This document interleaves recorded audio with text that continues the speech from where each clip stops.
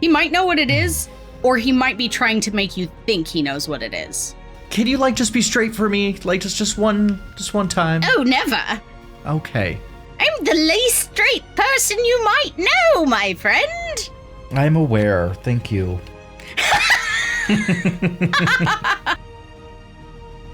Welcome to Forge of Lore, where we tell stories through a Dungeons and Dragons. And since we tell stories, guess what? I've got one just for you. Many things can happen in the time it takes to draw breath. It is a mindless action that our bodies initiate naturally without making the conscious effort. The chest expands and a pressure change occurs in which air reaches the alveoli within the lungs before transitioning through their walls and into the bloodstream. Physicality aside, lives can change completely within a single breath. Empires may rise or fall in that span of time when a singular decision is made. Lightning may strike, igniting an inferno that could envelop an entire forest. Someone could be knighted or executed with a sharp inhale. In a breath, you might learn that you're about to become a father, or that your cousin murdered someone in the dark of the night. You might learn that you've been in love with your closest companion of the past 9 years, or that the planet your species inhabits orbits the sun in your galaxy within an ever-expanding universe. In a breath, you might learn that your maths teacher sells illicit substances, or that nothing is observable beyond the event horizon of a black hole. In a breath, almost anything can happen. The experiences we have in those moments, the information we take in, can be used to alter our circumstances, or can fall by the wayside as a disregarded lesson. But of course, as we all know, knowledge is a burden, and can become overwhelming in a single moment. This was the way of it when air flowed into the regal man's lungs, involuntarily expanding his chest and allowing oxygen to course into his bloodstream. The breath came as a gasp, startling the occupants of the room. The regal man sat up abruptly, dizziness enveloping his head. In that singular moment, he knew the truth of it. He knew the thing that had escaped him all this time. He understood the connection and was brokenhearted. He was forever changed in the span of a single breath. It was during his second inhale that the regal man realized he was not alone. Several voices assaulted his ears at one time, asking if he was okay. What had happened? How did he get back? What did he see? He looked around in confusion, trying to recognize the faces, yet still occluded by the journey he'd just experienced. A soft hand landed on his arm, tugging gently at his focus. "Father?" The regal man felt a small smile light up his brown eyes as he looked into hers. Although he was overjoyed to know she was safe, he couldn't help the chilly trepidation that traveled down his spine. Why was she here? How was she here? And where were the others? "Phelon," he breathed with relief. "It's so very good to see you, my dear." "It's good to see you too, Father." The young shifter held an empathetic gaze, but eerily, the smile never truly reached her star-filled eyes. Well, that's enough talk for now. Who's ready for some D&D? Roll it!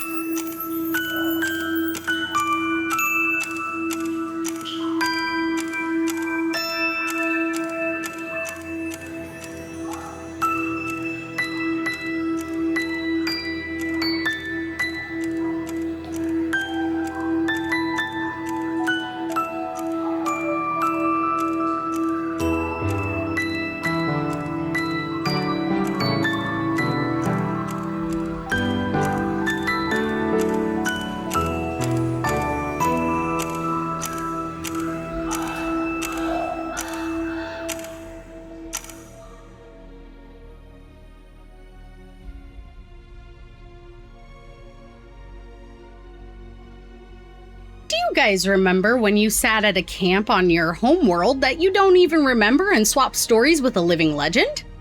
Julian got sassy. Bran stared at the sun. Ivor remembered his fear of water, and Gwen found an ancient stone pillar with her name chiseled in Ogham writing.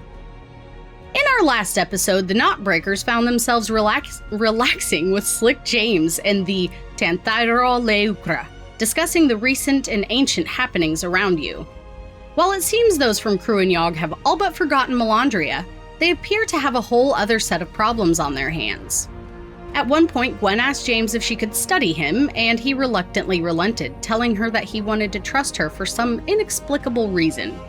She witnessed a series of memories, some very personal, some amusing, before stumbling across the first time James saw Riknar. Eventually, Willow and James left the circle. Gross. Eventually, Willow and... Yeah, I can hear you. Did anybody else hear Steve burp just now? I did. Yeah, absolutely. What the hell? Real professional, Steve. Anyway. I was just losing my mind. What Yeah, the to be clear, fuck? chat shouldn't have been able to hear that, but whatever. Go on. Sorry. Eventually, happening. Willow and James left the circle to have their own private discussion.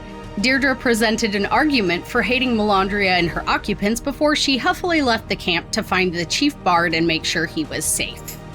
The party then decided it was time to have a private conversation of their own. During their discussion, they were interrupted by the half-elf Enid, who revealed that she was a shapeshifter just like Gwen. She told them that she'd kept this secret to herself as she didn't want to cause an uproar in the Tanthairo tribe. At the end of the episode, Enid had showed the party a stone pillar just outside of the Row ruins with the name O'Donnell scrawled in Ogham writing along the base. Guinevere studied the pillar and caught a glimpse of the ancient King Row at its construction. And that is where our story continues. So here you are staring at this super weird pillar, jaws gaping at the odds of finding something like this. Is it a coincidence? Is it fate? You know what this is right here?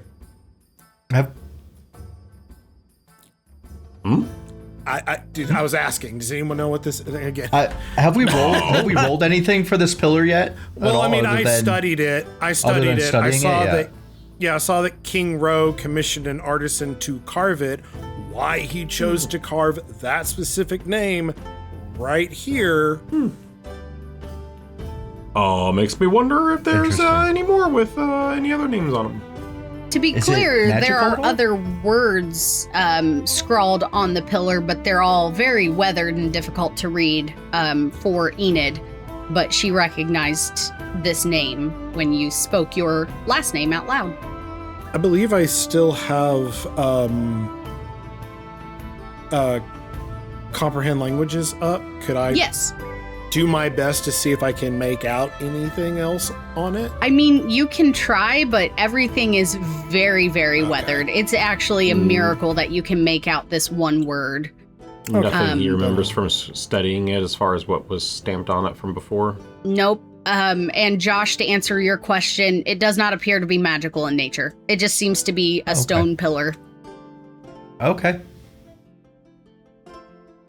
Yes, I think we called this place Rose Ruins because there was an ancient king that we had heard of who it is mythology to believe that he is from Melandria, but we know his name.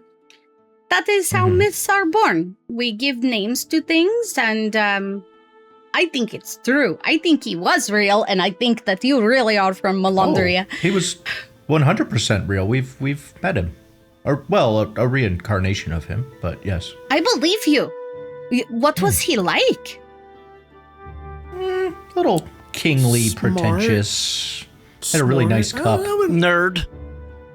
Whoa, y'all are so harsh. Well, the last time we saw him, he was kind of, his soul was cut off from his body, but other than that... Technicalities. Wasn't really too helpful until he was helpful as far as knowledge. He was keeping everything to himself for a while and then told us what we needed to know. What do you mean? No, we just have a history of finding people who just don't tell us everything. Oh? Like, people do not trust you. No, it's more like a level cap or something. I don't know. Or maybe, perhaps it is because they do not know you yet and would not reveal secrets to somebody they do not know. That might be also very true. Yeah, probably. Where are we in relation to the sea? You are right next to it. Right next to it. Okay, right remember here. the map? Okay. Well, okay. Yes, So the ocean is spread out to your west. Yeah. okay.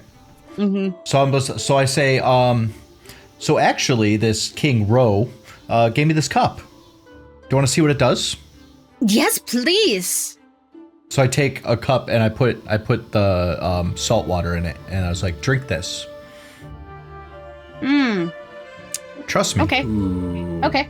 See how well that magic works.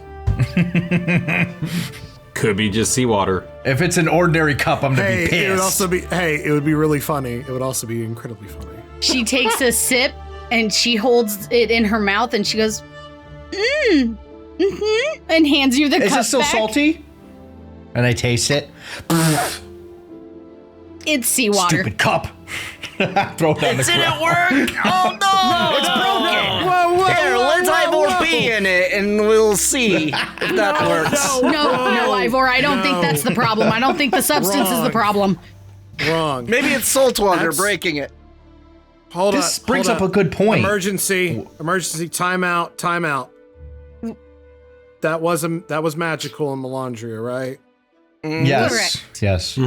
All right, everyone empty it. We got to figure out what's magical, what's not. Nice Ivor segue, and I dump out my will bag. out.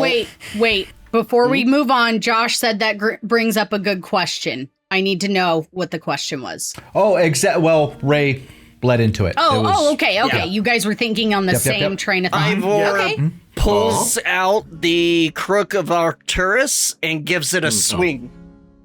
Okay. Does it do sparklies? Oh. Go ahead and you know what? No, we're not gonna roll, but it's faint. Brian, you see it, and looking at the sword, you're like, oh, there's magic. It's just like looks like low power mode. Like it's just kind of iffy. Anyone pulling out anything specific? Can we just put empty? I'm just gonna empty my entire pack out and just kind of see. Yeah, if same. anything. Because again, I kind of want to know has anything changed? I know what you're physically? doing. Don't lie to me. Man, No, you don't. Why would you? No, you don't. You know nothing, Jon Snow. Ivor is going to be like, all right, let's just see if the most important magical item works. And he goes, whoo, and tries to make the cape billow. Okay. It's that one. It doesn't cost a spell or anything. Cost a spell slot. I'm gonna actually roll on my end. The cloak does billow as it spreads out behind you. You do see the smoky shadows billow off of it. Josh, let's get down to the nitty gritty here. Y'all are looking for this mirror. What? If we're being real honest, y'all are looking for this mirror. But also, I want to try to walk up the pillar and also try to say good things to the crossbow and see if either of those things work. Oh, yeah. Okay, those are very separate topics. Yeah, I have So- I have the Spider shoes of climb spider climbing and then the crossbow. If you want to try to turn your bag of holding inside out, because that is the way to get all of the things out of your bag of holding. Mm-hmm. If you want to do that in order to try to discover this mirror, what would you give me? Wasn't the mirror put in this pocket? Bro. What would I give you? Bro. What Yes. would you, Josh? What would give her? you bargain to discover this mirror? It was in the bag I of thought it holding. was you put in his Dormammu? pocket. Oh. It's a warlock shit. Not the rod. Anything else but the rod. Anything else. Would you pick it. give me You got it. Would you give me something like your most cherished memory from the past 370 days? What's one more memory to forget? Or would you give me the chance as a DM to simply impose disadvantage on you at one point, one given choice on my decision? Just to be like, hey, disadvantage just once. It's a pretty good deal. I'll take that deal. I'm gonna let you choose whatever you want. Oh, no. This is your gig, dude. Okay, so a disadvantage could be way more critical than losing a memory. I would like to lose a memory. Because if you choose a disadvantage at the wrong time and I roll a 1, end game. What is right the memory that you would like to put up for bargain? Oh, the most cherished memory that we've ever had in the past 365 days. It could be something with this group, too. Something Julian would hold dear. Ooh, finding your brother? No, that didn't hit me. That didn't hit me like that. I would say that first night, or one of the many nights that we hung out and got to know each other as friends, and our companionship became. It almost seems like one memory is all of the nights. Yeah. So maybe the first one at Ray's bar, Homestead, where we all got fucked up and we were like putting up the scores when what's-her-face was puking all over. To be honest, would Julian remember that night anyways? Because you was plastered. What about the memory of the night that Gwen played her song in the bar, in the monastery?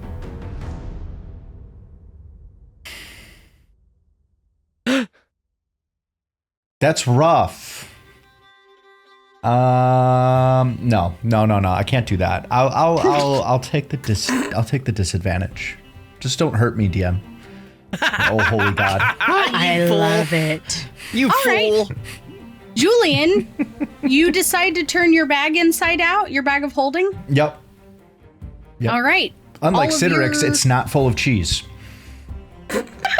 No, Brand's is full of oilify shit. Yeah, don't empty yours. We're not going to talk about that. Don't empty yours, Bran. We don't talk about Morgan. No. Okay, so, Julian, you empty out your bag of holding after making this bargain with your DM. And you see all the items fall out. You see the crossbow. You see the rod. There's plenty of things that you have in this bag. Everything kind of falls out. But you notice something that you've never seen before, and you don't recall putting it there. Okay. It's a small hand mirror. Like, it's got a little silver handle at the bottom. It looks to be very finely crafted. And you pick it up and you're like, oh, it's a mirror. I wonder where I got this. Maybe this is something from the past, Julian? It's weird. Okay. I pick it up and I look at the mirror. You see yourself. The right side of the mirror. Okay. Yeah, with the mask fused to your face. Looks ordinary. Okay. I touch the glass. It feels kind of cold, like it's been sitting in a dark void. Okay. So I turn to Bran. Bran, what is this? Do you see what kind of energy this mirror is what you got? Putting off? Well, what do you have there? I found something in my bag. I've never seen it before. It's literally like so strange. You should clean out your bag more often. Ivor has that trouble, finds old moldy pie. Bran, go ahead and roll a perception check or investigation, whichever one you think is going to work best for this moment. 23. 23. Awesome. As you observe this mirror, it doesn't seem to be exuding any sort of magic at this time.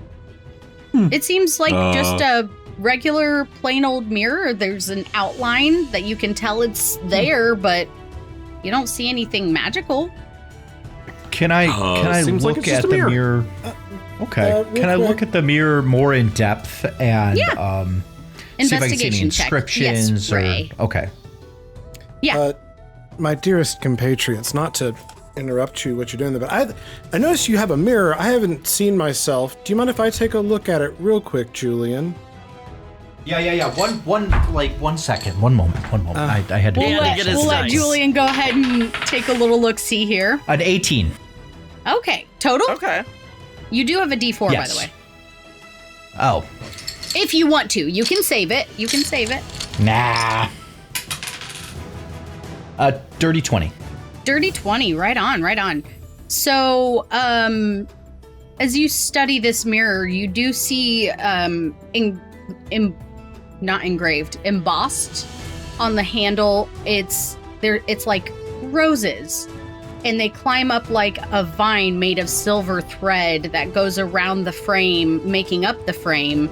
And at the top, it's just really beautiful filigree. You don't see any kind of writing or anything. It looks maybe slightly tarnished with time, but not old. It just looks pretty.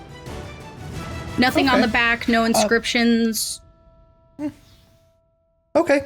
Yeah, Gwen, I found this in my bag. I do not know how it got there. I've never seen it before. It looks like just a normal... Do you want to know what it is? Yes, of course. It's a mirror, right? This is kind of my speciality. I can just let you know. Okay. All right, so Guinevere. First thing I'm going to try. What could go wrong? First thing, hold up. Not ability. Spell. I'll have to probably roll for it or chat. Shatter. Identify. All right. Go ahead and, Steve, can you bring up chat? Yeah. The roll. I need a roll from chat. Bang magic? ? No, it's just redemption. Oh, that's right. Redemption Not that. of the magic. Okay. Kitten, no, baby. No, she's rubbing up on the microphone stand. She's like, oh, it's time to be lovey with a microphone. All right, I'm gonna roll it. I'm gonna roll it. Okay. 77. Okay. 1 second. So just as a reminder, when you touch an object through the spell's casting, if the object is a magic item or some other magical object, you learn its properties and how to use them, whether it requires attunement and how many charges it has, if any. You learn whether any ongoing spells are affecting the item and what they are. If the item was created by a spell, you learn that spell's name. All right. As you cast this spell staring at this mirror, you do get the sense that it seems to be inert right now. But it is magical in nature. It is activated by a specific individual. And none of you are that individual. Okay. And as far as the spell that it can use, it's odd because you've just stumbled across this ability, this identify, and you're still kind of working through like learning spells and stuff, but you're educated enough to recognize some form or another of force cage.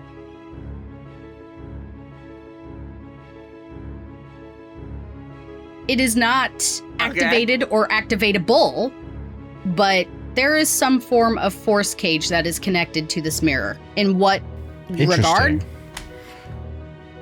So what, only a very specific person can use it? Mm-hmm. So my eyes will flash. like white and then go back to black and be like, oh. What is it? Well, it is magical. It's quiet right now. It can't wake up. But one person can activate it. Oh, Okay. None of us. It seems to be maybe one way. And I don't know why I'm getting, you know, Julian, whenever you, when we were fighting the dragons and you locked one of them in that cage. Yeah. Kind of like that. the mirror is a okay. cage. Some type of cage. Okay. Or, I wonder. I don't like it. You got any ex-lovers that want to keep an eye on? Yeah, any ex-lovers? Some. Keep an eye on it. I, for the life of me, can't remember any of Aisling? my lovers. Oh, so Ashley, none within the last seen anything like this, 360 or some days? Okay. Oh, I got more important shit to do. No, I've never seen anything like this before. I mean, I'm sure there's high-end magical items that people have that are specific uses for only them, but that would be like a super expensive, both monetarily and resource-wise. That would require a crazy amount of power to enchant something like that. You know, James, Slippery James is known for being very sneaky. Maybe he puts it in your bag. Oh, why would he do that? Can I see the mirror just for a minute, please? And Force cage. And Ivor activates the force cage. Very good. Ivor reveals himself to be the true villain. I look into the mirror and I focus on the mask and I ask the mask internally whether it knows what this item is. You hear the voice in your head go, "Ooh. No, I do not." Insight. Interesting. I don't think I can insight this thing. Never You insight. can. You can roll insight. I can't insight it. Yeah. No, Josh can. I'm going to use an inspiration on that because I have so many.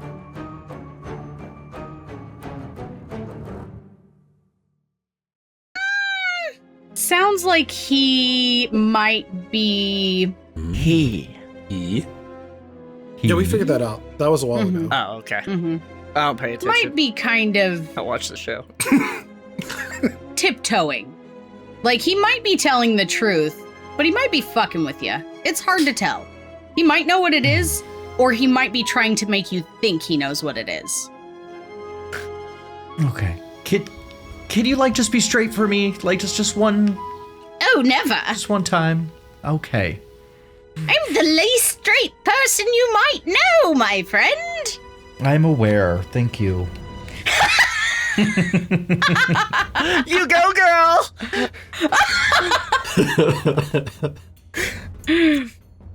Suddenly the mask turns just a beautiful shade of rainbow. Finally. They've literally just been your gay best friend the whole time. Hey, besties, I'm here for a party. Listen here, queen! Aren't you Fierce! You hear me? You're fierce! Anyway. Okay, so, Guinevere, are you going to try to study the item? Oh boy, do I feel like doing that. I don't want to meta this too much. We've kind of... You can no, absolutely do it. study if you want. What if you That's study fine. yourself What in would the you mirror? give me to allow What I yourself give a you? guilt-free conscience to study this mirror? I know. You know what? Not alcohol. Unless it's a real drink in real life, and oh my god, I'll let you do it.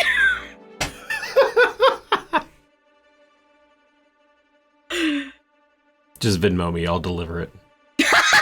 No, I meant in real life, in person. Oh. I'll of course deliver it. Of course I would, like, we'll talk about that later. I would give up.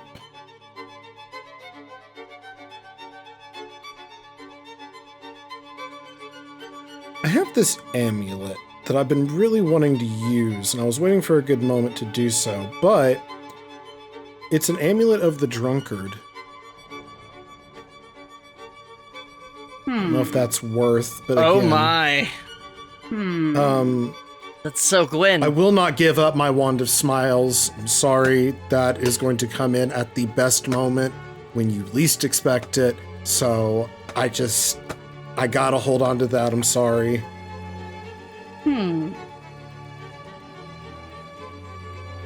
Would you? Oh, God. I know what I would give up. A very personal thing for Gwyn. I would give up my sourdough starter. And that is painful to give up. We were gonna eat that at the end of the campaign. I know, I've been building it, it's been growing, but since I can't go in there technically to feed it and do what I need to do, it would be tragic. I was gonna make a sour malt with it too.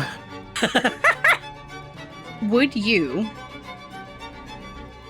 give up your memory at Jake's cottage of seeing Phelon for the first time? Nope. Guess you're not reading. Nope. Then I won't do it.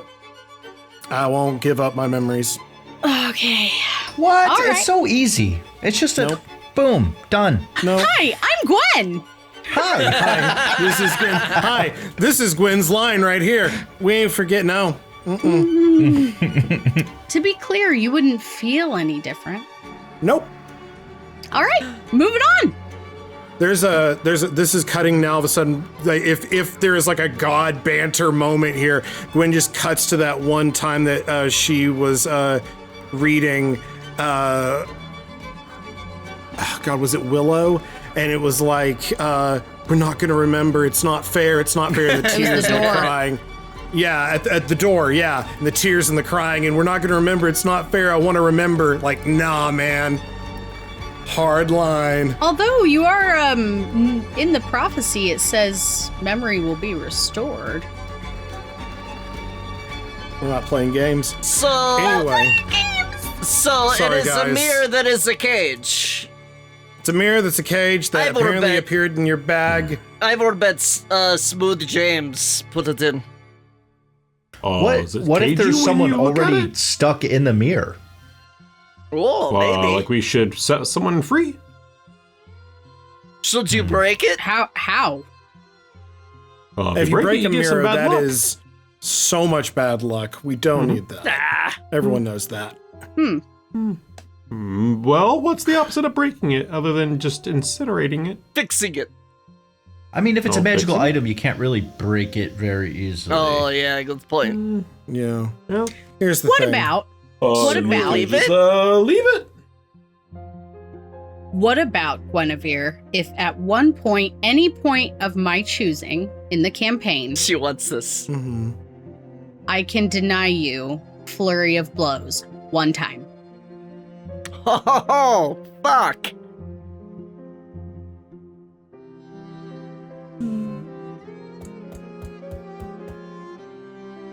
What do y'all think? Oh god. Do I it. don't know. Do it. This is Do it. Do it.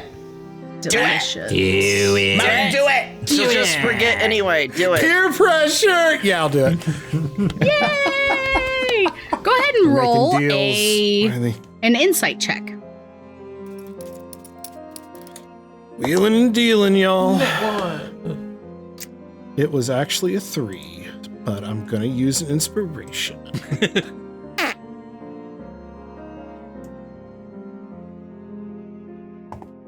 That's better. Oh. 24. Ooh, okay. As you study this mirror and you put yourself into that meditative state, everyone else around you is talking. Some people talking about leaving the mirror here, some people talking about putting it back in the bag. You focus in, and it's like everything around you falls away. Everything but the mirror. You see a reflection of the sky as Julian's just kind of holding it out, talking about it. Oh, I'm watching intently at this point. And Guinevere, you get this strange pull in your chest as you stare at the mirror. This strange, icy tug. And you think you catch a glimpse of a shadowy purple ball as it smashes against the glass from seemingly the other side, banging, banging, banging, harder and faster, until suddenly you snap back to the moment. And to recall this moment to your friends, the closest you can get is the first time that you saw Mithir. Right. Wait. So it was like Mithir banging on the other side of the glass? It was a purple ball, a purple orb. Ball. This is I can't believe I have to ask this question. I love D&D so much. Did the purple ball seem... Did it seem evil? No, not evil. I would say evil, but like, again, how do you like, since like, again, because like, is it banging like it's mad that I saw it? Is it banging because like, let me out, I'm trapped? Like, where are we at here? With that insight check, I will allow that it felt desperate. Interesting. Oh. A purple ball. Mm-hmm. So I'll Do you come relay out this of it. information to us? So yeah, I'll come out and be like, Sorry, okay. real quick, and just to clear up one tiny thing about the purple ball. It looks similar to what you saw come out of the shadow monster when it died. Those little blue orbs. like Mithir's soul? Okay. Whoa! Hi everyone! Whoa, I just like fall to the ground. Glenn, are you alright? Whoa, what the fuck? Ivor will What's help happening? you up. Are you okay? Okay. All right. I don't know. I'm overdoing it today. I'll admit it. I'm overdoing It's been a long day. Overstimulated, and I looked at the mirror. Like I did the thing with the the pillar and the thing. You did the thing, yeah. Did the thing. I couldn't help myself.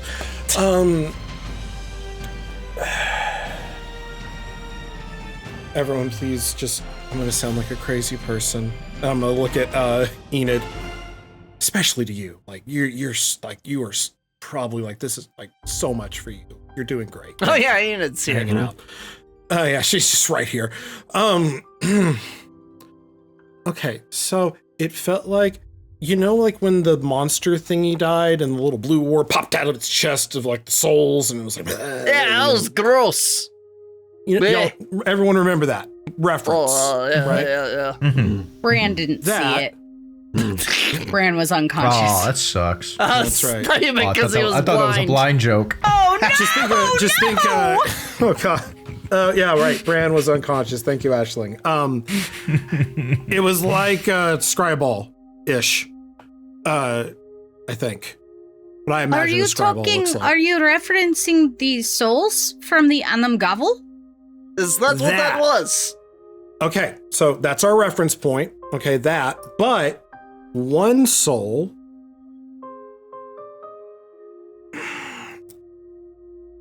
It reminded me of when we first met Mithir. What? yeah. Holy!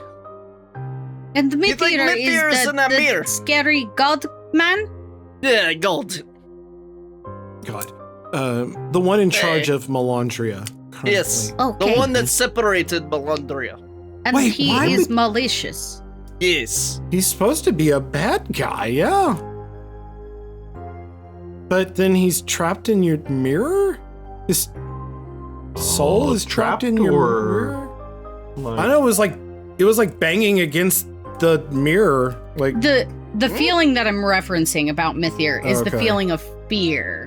Not necessarily Fear. Mythier himself, but it was the fear that you got, I'm sorry, Gotcha. when you saw him. oh, good lord. I thought it was Mythier's soul. I am so in the sorry. mirror. It might be, Whoa.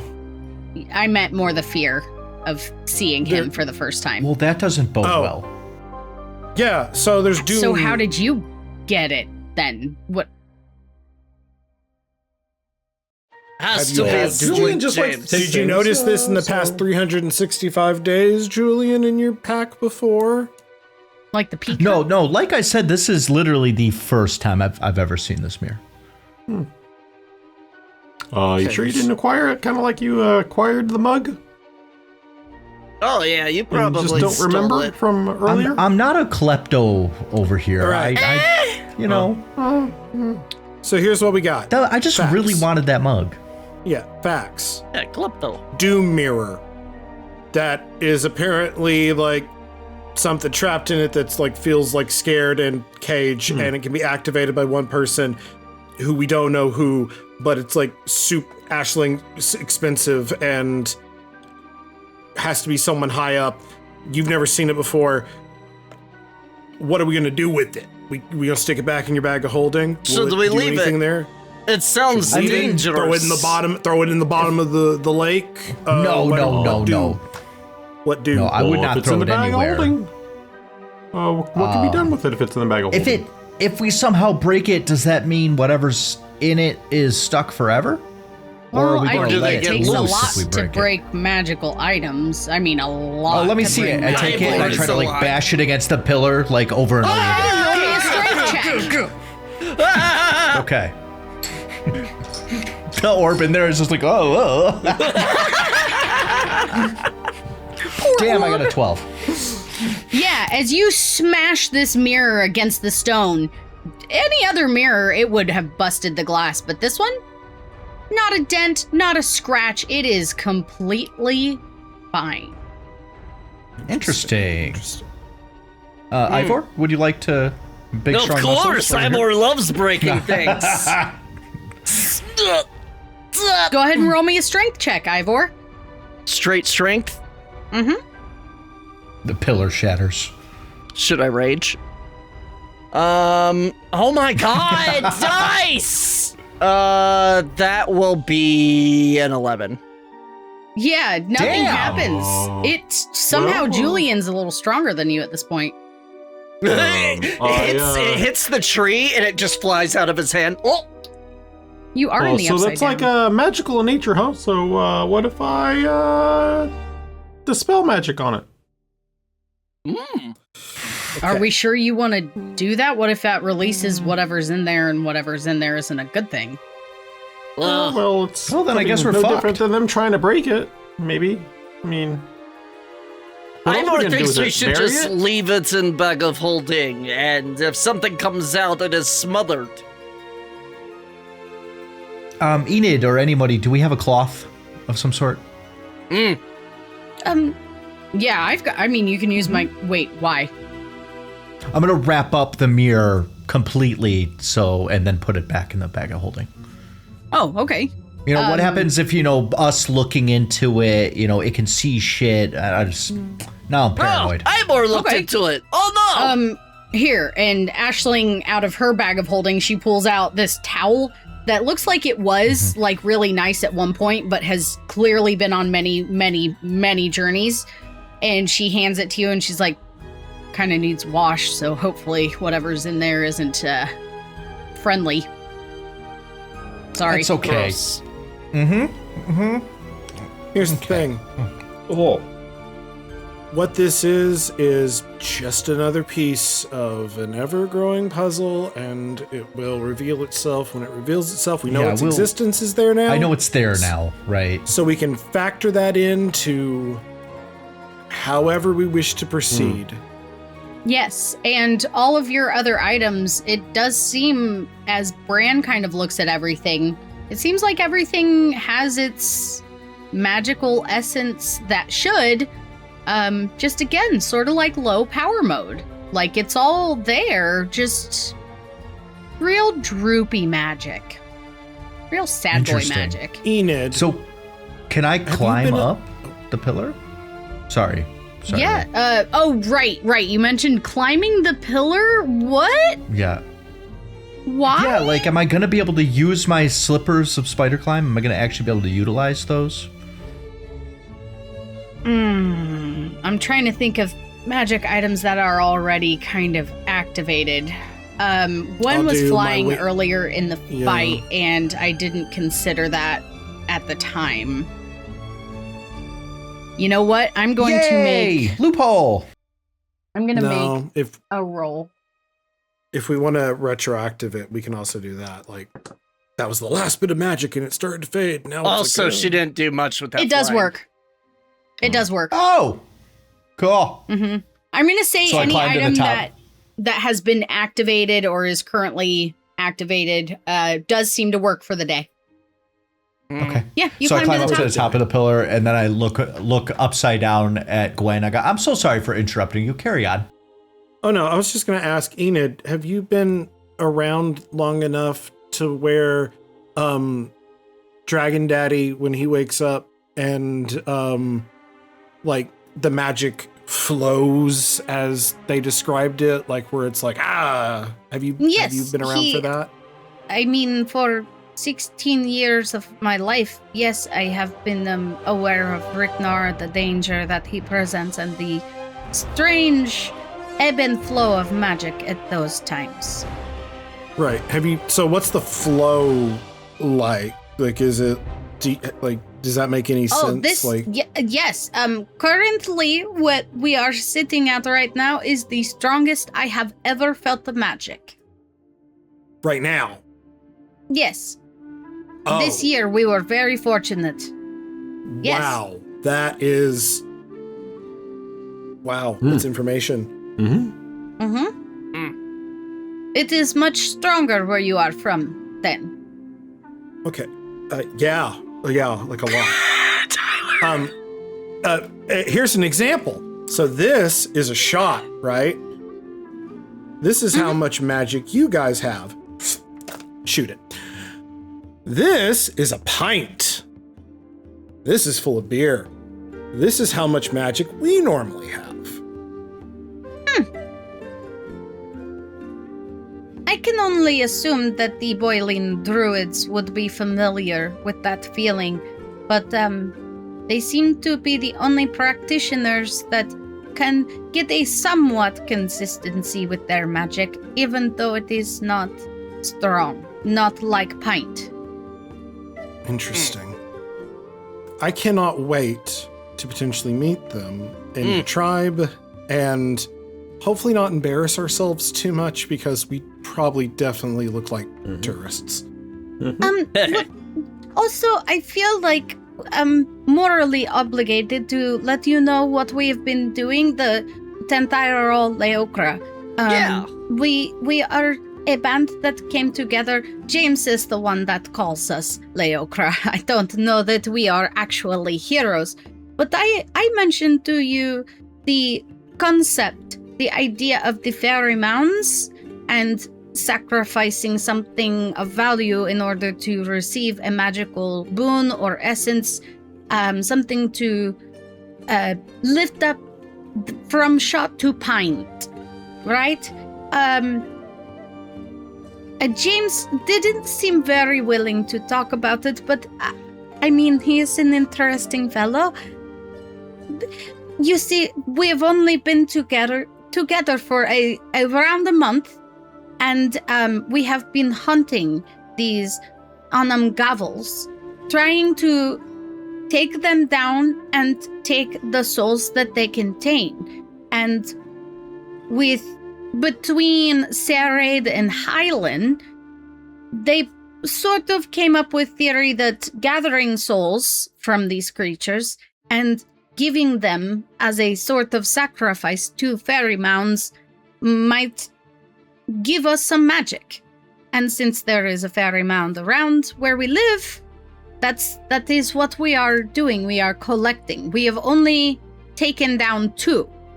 The one today was our second one. The item, the Solyar Klakon, what Gearradh used to collect the souls, we think that we might be able to use that to proffer to Fairy Mounds. So, clarity. Mm-hmm. You're taking thousands of tortured, screaming souls. Oh, from... not thousands. We do not have thousands here. No, the balls, like the balls themselves have. They're... The what? The little balls, when I read the gloom thing, you said it was like thousands of voices screaming. It sounds like thousands of voices screaming, but when you saw the balls come out of the creature, there were like 12. Oh, okay. We only have about 19, we think, collected. It's impossible to tell once they are in the Solyar Klakon, but we think around there. We don't know much about it. It's an experiment. That's the light thing that Daedra used, right? Gearradh, yeah. That thing was so cool. Yes. I were once one. It is a design that Highland came up with. James has been trying to get back to his family, and he was hoping that perhaps using the souls at the Fairy Mound might give him the boost he needs to get back. Hey, it worked. His family is here now. What is left of them?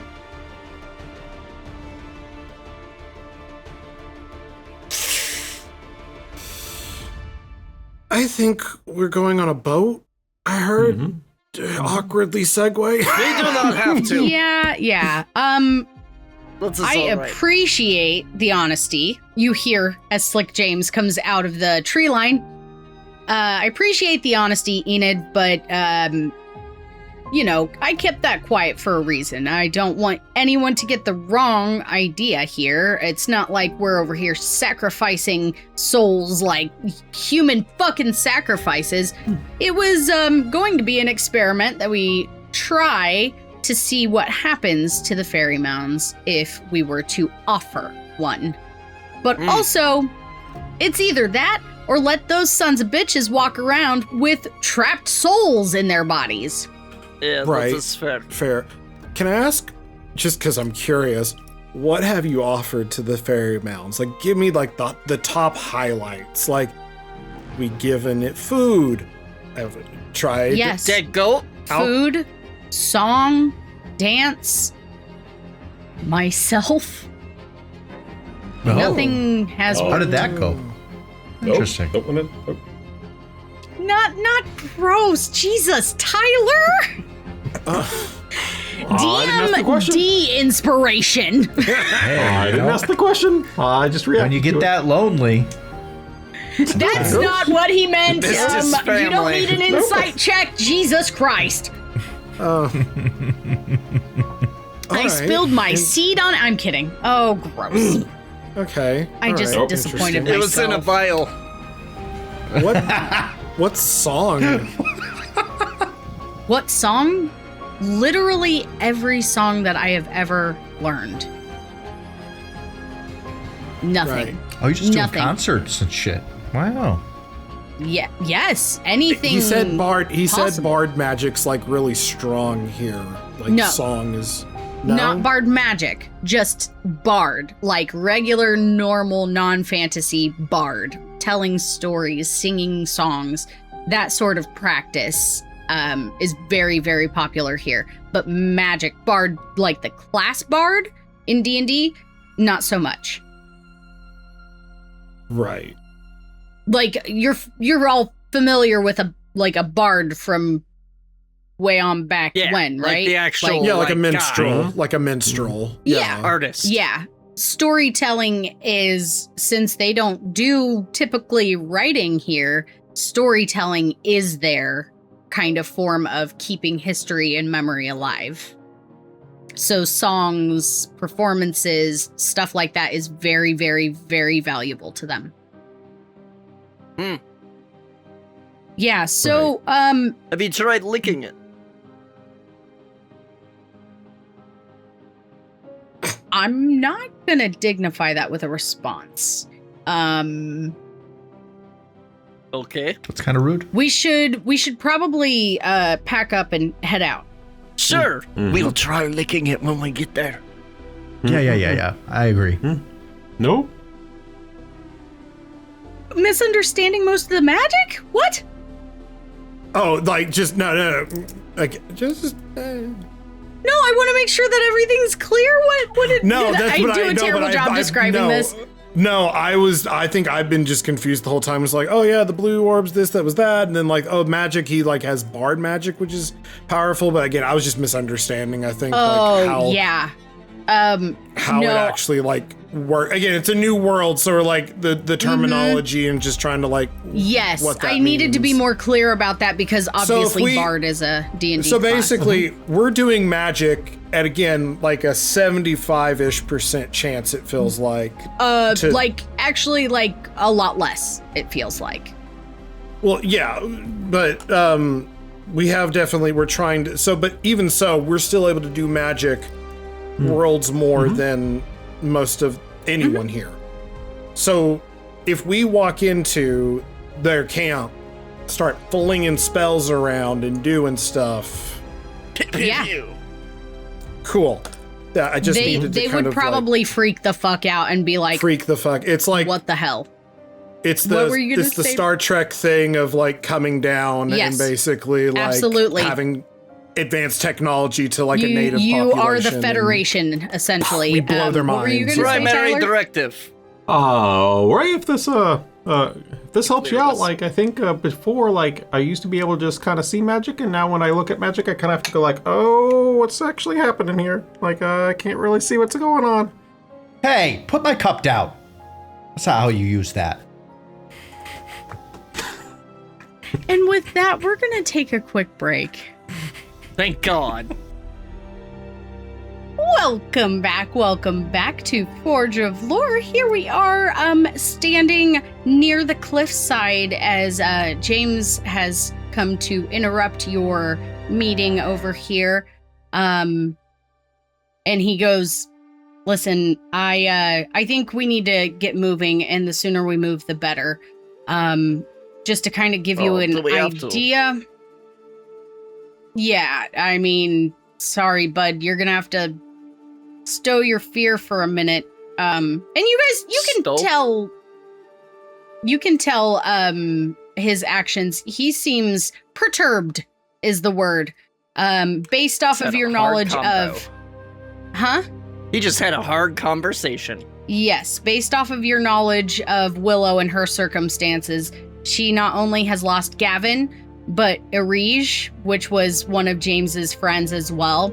And Willow has mentioned that she's lost her friend Dunveer, who was very important to James and Mud. So they probably just had a very, hi, I love Got Ducks. That is such a wonderful username. What's the dope name? So he's probably had a very, very tough conversation with his wife that he hasn't seen for 10 years. 50 years for her, but 10 years for him. But to kind of give you an idea of scale, I have a bit of a map here. There's other maps back at the Tanthiral location that can kind of show you a larger scale of things, but for now, this will work. And Steve, if you could go ahead and bring up that map. Ooh. So what you see here where it says the crater, that's a placeholder name. This is an unfinished map. The crater is Loch Fuathane. And over on the bottom right-hand side of the map, it says Ruins of Roe. That is essentially where you are right now. And up where it says Mabinogi territory, there's a lake above. It's kind of around that area where the Tanthiodorol tribe is. And over on the left-hand side of the map, you see a set of 3 islands, and there it is titled The Garden. Oh, so the crater is where Melandria was? Yes. Oh, this place is freaking huge compared to Yes. Yeah, no, we're freaking okay. This is about it was that small and the rest is... Yeah, this is about a quarter of the realm as far as I know it. I think there might be more, but not highly explored at this point, and if it was explored, no one knows about it, especially if they lost their fucking memories. Sorry. So, fun fact, a big part of Melandria is just desert, and that doesn't seem like it would fit here. Yeah, up near the Fyrgorta mountains, that's where desert territory comes in. It's kind of hard to tell on the map, but yeah, there is desert up in that direction and leads up into these really, really incredible mountains. There's a fortress up to the north known as the Clasp, and wow, that was loud. Steve, it's okay. I can't do anything about it. It's I'm okay. Sorry. I don't know why you hear right. that. They don't. Does the rest of the crew hear it, or is it just me? Okay, Yeah. okay. But All chat right. doesn't matter right now. The Clasp, it's a fortress up there. There is some sort of tribe that we believe holds the stronghold, but we stay away as they seem to be quite dangerous and unwilling to share resources. So, over by the Mabinogi territory where the words are, that is around where we will find the Tanthiodorol. And then we have a bit of a trek and a small sailing venture toward the garden. I don't know. I can't guarantee that Mud is there. Like I said, no communication whatsoever. It's all guesswork at this point, guys. Sorry. Hey, we take what we can get. We help where we can. Just want to stay out of everyone's way and help. I'm gonna go help pack up the camp there. They started. We'll get on the boat and get moving as soon as possible. And with that, he doesn't even wait for a response. He just turns around and walks away. Enid, how many days across the lake? It takes about it depends on the weather and it depends on Alys, but I would guess approximately 3 days sailing, maybe a little less, maybe a little more. 3 days on the boats. Yeah, Ivor, it'll be Cool. all right. We're gonna be there with you. We're gonna keep you safe. We'll get some rope and tie you to the mast or something. Water everywhere, huh? Oh, it is quite exhilarating, I must say, Ivor. It will take some getting used to, but I think you will generally enjoy the experience. I hope you will. Alys is very, very considerate, and she will take care of us very, very much. Right, the Olafeist, of course. Yes. All right. Okay, so, let's go to boat, Ivor guesses. As you guys are kind of wrapping up your conversation, you do see Deirdre, Hylan, Cain, and Saraid kind of toting things with them. They've got bags, and nobody here apparently seems to have a bag of holding. Not from what you can tell. They all are just literally carrying large bags that are made of like hide, and it looks tiresome. Ivor, anybody who wants to can help. Here, Enid, let Ivor carry your bags. I can carry some too. Oh, thank you very much. And I crew, would, but I'm very weak. This is true. The crew, aside from Deirdre, is very, very receptive. Yes, Ray. Only because I just want an excuse to try it. Because because I want to try it. Oh no! I would like to try to cast Unseen Servant. Okay, chat. We gotta roll a D100. Steve's gonna put the redemption in there. Go ahead and redeem do the channel that. redemption. Yes. We'll see if Gwen can get the spell off. Oh no, we're not very active tonight. Anyone? That's all right. I got it. Yeah, go ahead, Ray. Go ahead. Oh, 18. It's a cantrip, right? It is. What are you? I believe that's a level 1. Nope, it is a spell slot. Okay. As you go to cast this spell, you feel very, very drained. You've been through a lot. It's been a lot of long hours, but you do feel that it goes off. It does work. Okay. All right. So what are you doing can you with tell? it? This spell creates an invisible, mindless, shapeless, medium force that performs simple tasks at your command. The servant springs into existence in an unoccupied space. It has an AC of 10, 1 hit point, and a strength of 2. Once on each of your turns as a bonus action, you can mentally command the servant to move up to 15 feet, interact with objects. It can do things such as cleaning, mending, folding, serving food, pouring drinks. So Strength of 2, it's not going to be very strong, but it'll help. Yeah, but hey, and what it's going to do is it's going to have a fan in its hand, and it's just going to go around and giving everyone who's carrying stuff every now and then just a nice little breeze. Oh, Bran, give me a wisdom check. Okay.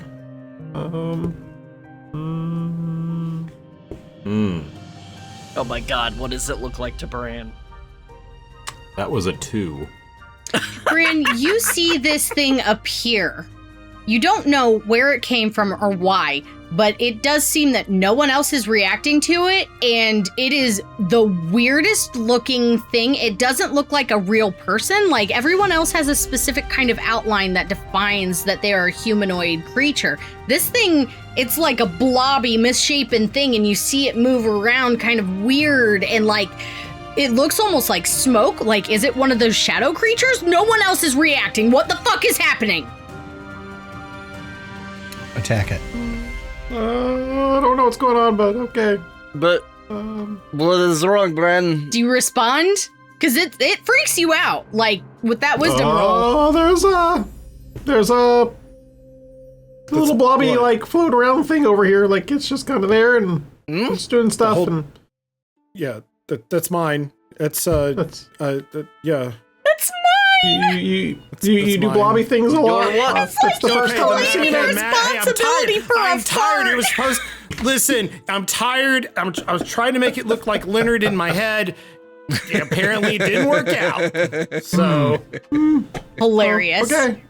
Yes, my unseen servant would look like Leonard. Oh my god. Leonard. Bran, it does not look like Leonard. It doesn't look like a human at all. No. Anyway, so I does not see it.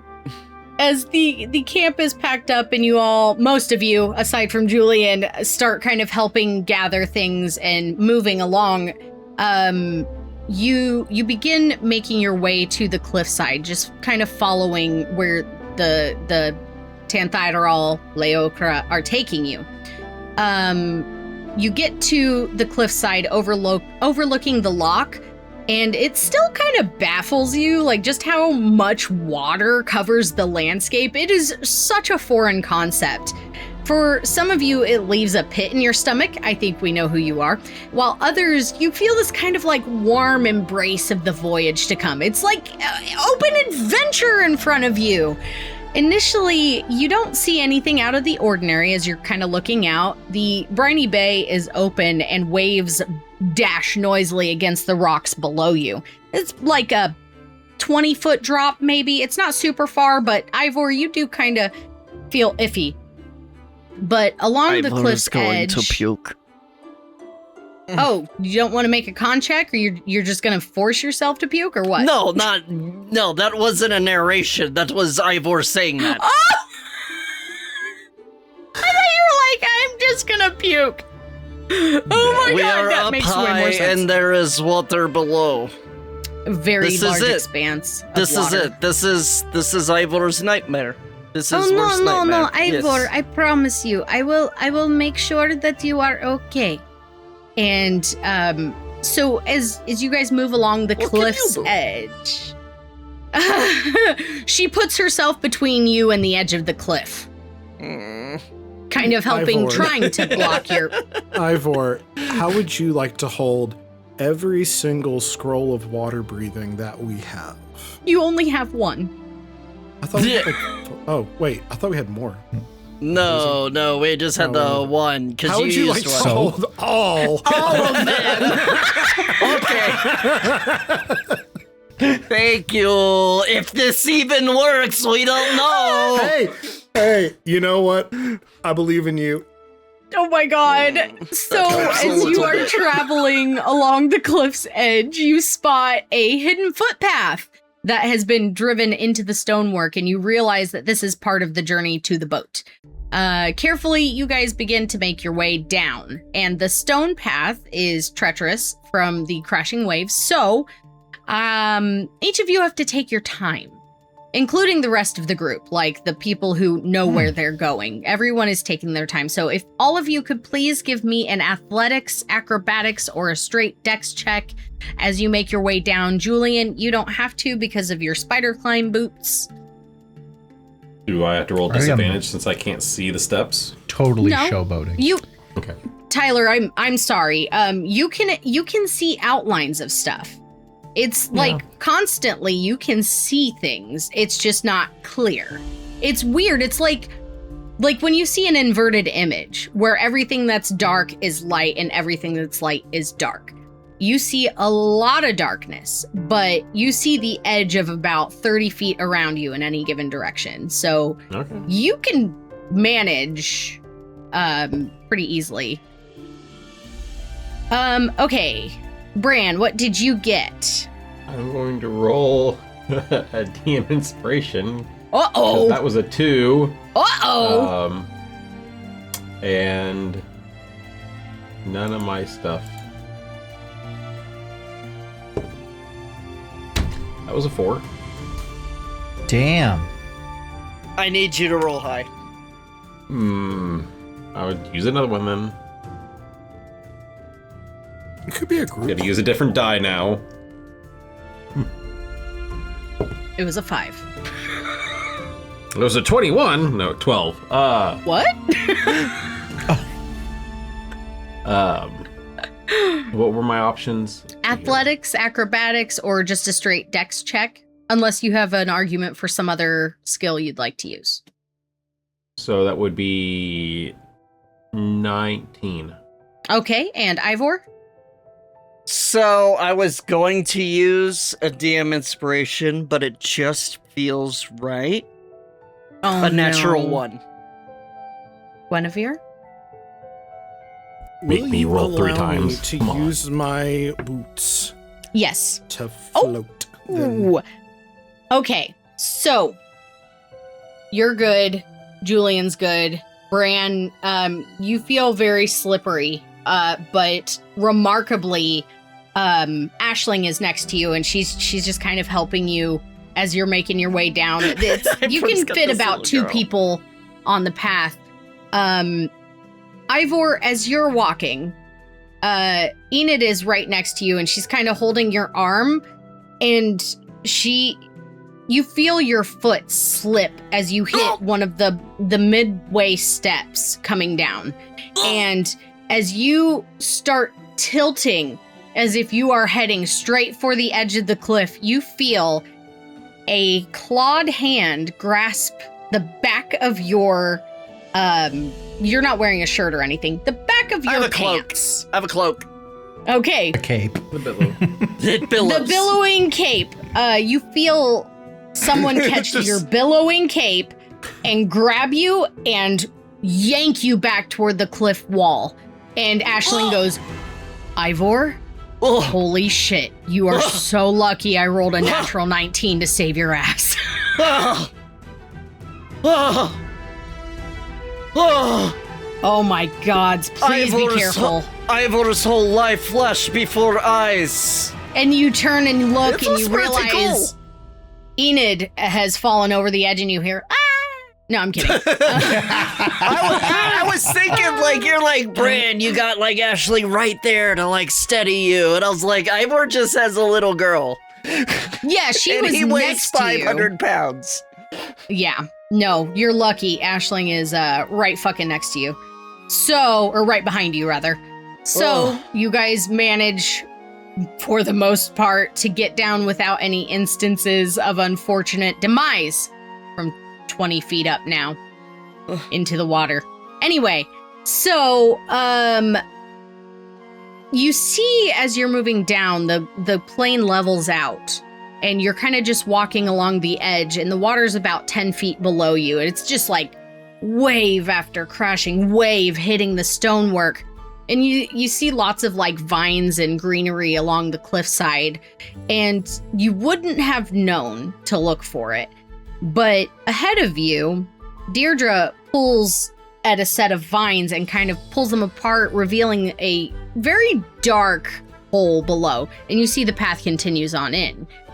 Following her through the opening, you feel the damp murk of the cave mouth envelop you like a warm blanket.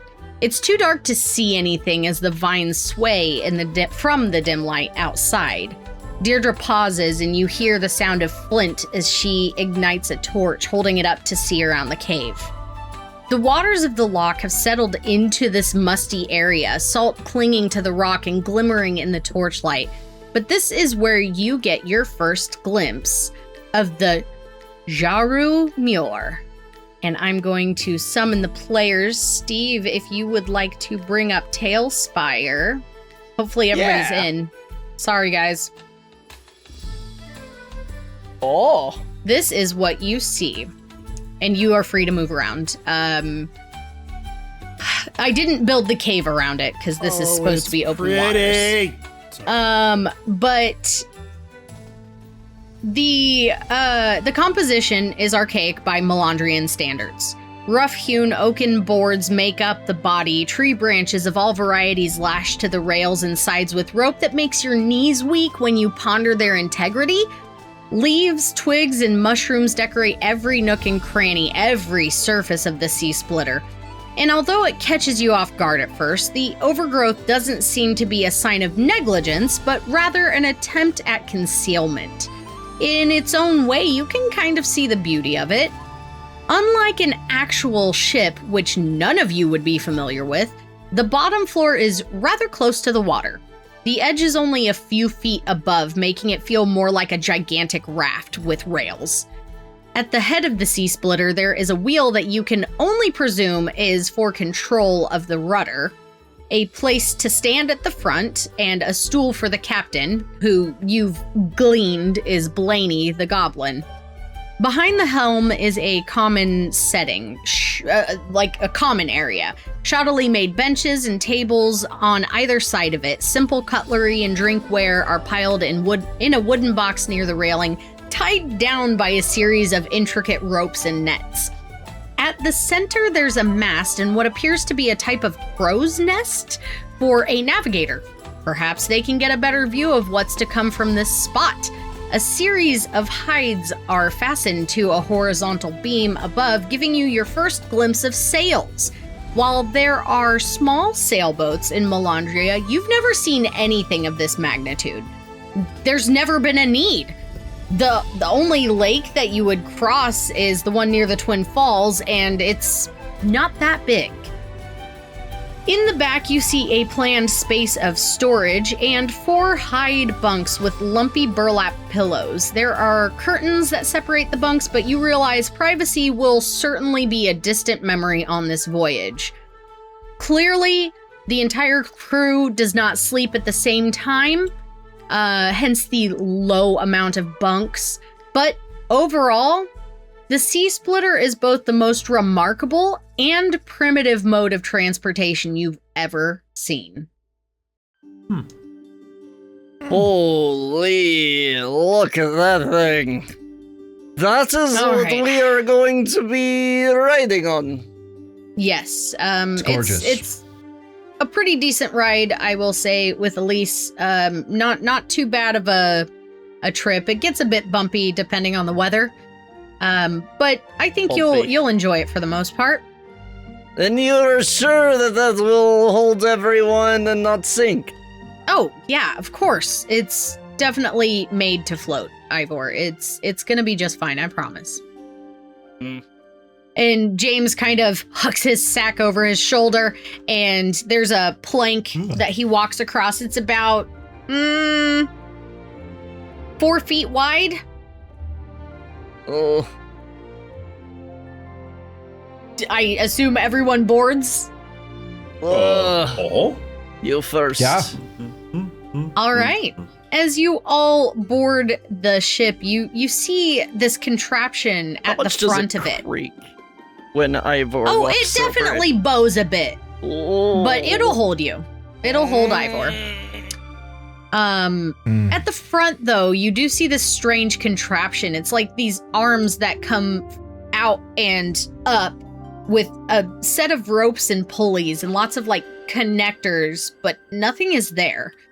And they've mentioned Alys before, and you see Ivor, to your absolute horror, you see Cairn dive off the side of the rocks and straight into the water, splitting through it like a professional.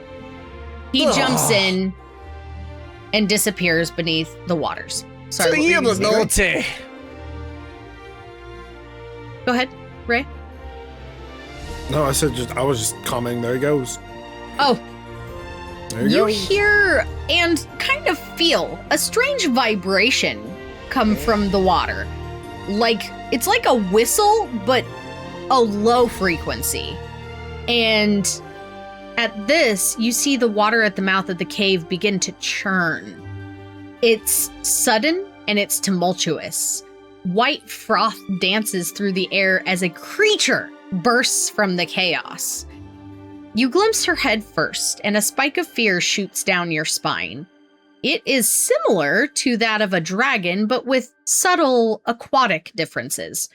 Her long neck and shoulders are covered in rubbery spines and aqua fins as water sprays from several sets of gills. Her scales are deep purple at the base and slowly evolve into a transcendent turquoise color. Her fins are a vibrant shade of navy blue, seemingly thin as paper, but, much more sturdy than appearances allow. She lets out a sound that is the mix between the squeal of a dolphin, which none of you would have ever heard, and the bay of a pack of wolves. The noise is confusing and thrilling. She settles in the water as the sea splitter bobs precariously next to her. Ivor, you do feel the movement of the boat, and it is a little scary. Slowly, her icy blue eyes settle on Cairn. He reaches out and he starts petting her, speaking to her in their language. You kind of catching what he's saying. You kind of hear some words that you could maybe put together, like "good girl," "how are you?" Just sort of like a traditional greeting kind of thing. And then he turns to the rest of you and says, "Say hello to Alys." Oh, that's Alys the Olafeist. Wow. Hello, Alys. Hello. He turns back to her and he kind of bows his head in a sign of respect, and she kind of nods at him and then looks at the rest of you and then back to the mouth of the cave. And you see her kind of maneuver real easy in front of the sea splitter.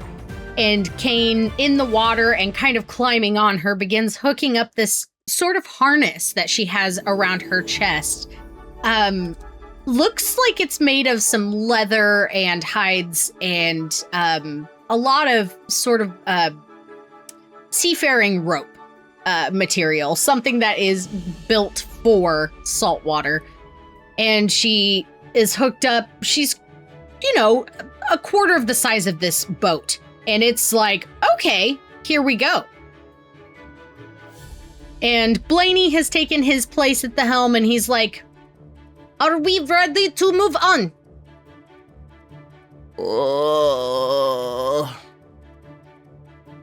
Okay.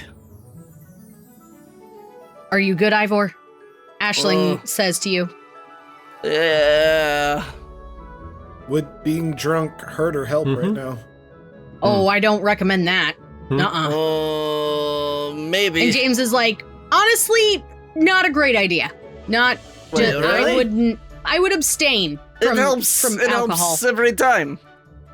With the movement that's gonna be happening, you're gonna feel very ill. Oh. Why do I'll you take my guys travel chances. this way? You've seen the map. There's really no other way around it unless you want to take a couple of weeks. And Riknar will be awake.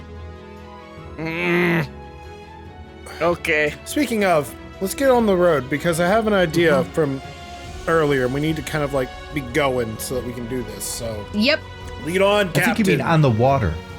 Yeah, lead on, Captain. Right? Is that what they call a person who drives a boat? Yes, that is what I am. I am the captain of this ship. Please, everybody, shut up and take a seat.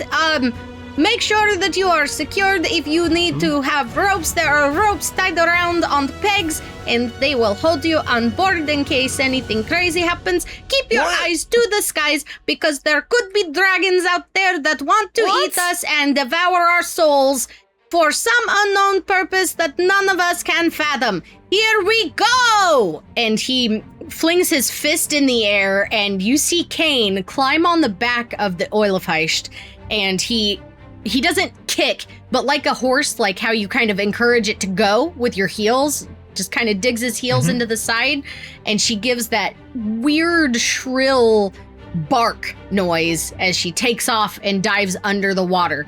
You feel the boat immediately tug forward, and it's pretty quick. The vines, you guys hear and feel the wet vines slap on the sails and the mast, and it's gross and weird, and also fan-fucking-tastic for any of our whimsical folks out there as you take off at a pretty decent fucking speed leaving this cave. Ivor, please give me a Constitution save. Yeah. Okie doke. Anyone else who thinks they might experience issues from motion?